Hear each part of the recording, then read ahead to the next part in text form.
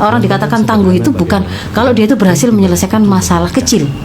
Ya, tangguh itu kalau dia ketemu masalah apapun, semakin masalah itu dibesarkan, ternyata daya persepsi daya tahan dia juga ikut membesar gitu. Sama besarnya dengan masalah yang dihadapi atau bahkan lebih besar daya tahan dia dengan masalah yang dihadapi, sehingga dia bisa menyelesaikan dan bisa melihat semua masalah tetap kecil gitu. Nah, itu satu. Jadi ada persepsi yang bermain di situ. Persepsi itu dibangun oleh akidah gitu ya, akidah. Maka itu modal pertama. Maka mendekatlah, kokohkan akidah, mendekatlah kepada Allah, jalin hubungan baik dengan Allah. Karena ketika kemudian kita terkoneksi dengan Allah, maka itu akan menguatkan. Saya ambil contoh begini Mas Ishak ya, supaya lebih menggambarkan. Misalkan saya megang begini, megang gelas gitu lah ya. Gelas. Gelas itu kira-kira kalau ada airnya gitu berapa sih beratnya sih? Kalau airnya misalnya 150 cc gitu kan ya paling nggak sampai lah 1/4 kilo kayak nggak sampai. Maka kalau kemudian orang ditanya, Anda sanggup mengangkat air itu? Pasti semua orang mengatakan sanggup. Tapi persoalan seseorang itu menjadi sanggup atau tidak sanggup sebenarnya bukan pada besar kecilnya beban yang diangkat. Ada porsi seberapa lama masalahnya Anda membawa beban itu.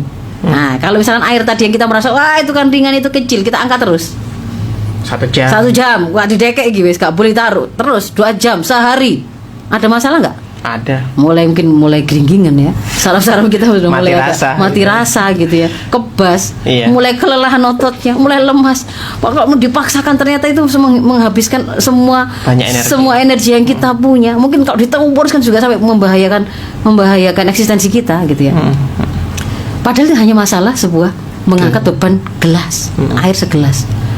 Tapi kalau kemudian tadi itu beban itu kita taruh, kita angkat lagi satu saat, ketemu lagi kita angkat lagi, kita taruh, maka di situ ternyata menjadi sebuah naruhnya tadi itu menjadi healing tersendiri, ya kan? Lelah ngangkat tadi, begitu kemudian sudah saatnya taruh, bahagia. Taruh itu sudah ada kesempatan recovery kan? Nah, apa healing kita? Naruh beban tadi itu tuh apa? Caranya gimana naruh itu loh, gitu loh ya. Ketemu di kantor persaingan ekonomi kayak begini, wah ada orang-orang yang hasad, ketemu dengan tetangga yang suka flexing atau apa macam-macam lah, ketemu dengan masalah anak-anak yang kok tambah rusak atau kemudian macam-macam, itu berat beban itu. Kemudian ketemu dengan aktivitas sholat, ya disuruh sholat, wasta'inu bis sabri was shalah, ya kan? Disuruh meminta tolong itu dengan bersabar dan sholat. Sholat itu ketika kita itu sholat, kita terkoneksi dengan siapa? Dengan Allah, pencipta kita. Siapa tadi? Allah itu pemilik segala sumber kekuatan. Begitu kita itu sholat, sedang apa sih kita itu? Kita itu sedang menghadap Zat yang maha seperti itu tadi.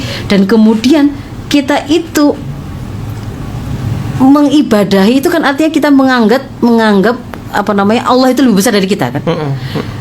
Ketika kemudian kita berdoa kepadanya sesuai dengan syariat yang diberitakan, berdoalah kepadaku, pada saat itu sebenarnya kita minta tolong kan. Kita minta tolong kepada seseorang atau sesuatu yang dia lebih besar dari kita. Ketika kemudian kita meminta tolong, itu kan artinya kita sedang memindahkan beban kepada orang yang kita anggap lebih hebat tadi. Ketika kita minta tolong pada seseorang, itu berarti kita kan sedang berusaha untuk membagi beban itu. Nah, kalau ini kemudian kita sholat, lalu kemudian kita berdoa, ya Allah, berikan rizki padaku, angkat derajatku, begitu ya. Itu kan sudah langsung sebenarnya pada saat itu yang namanya beban itu seperti diletakkan, kan gitu kan ya. Jadi yang tadi itu ngangkat, menaruh gelas, ditaruh, healing gitu loh. Tidak usah sibuk-sibuk dan untuk healing saya berarti harus ke puncak, saya harus ke kota ini, dan itu butuh biaya, saya tidak punya, stres lagi, nggak selesai gitu.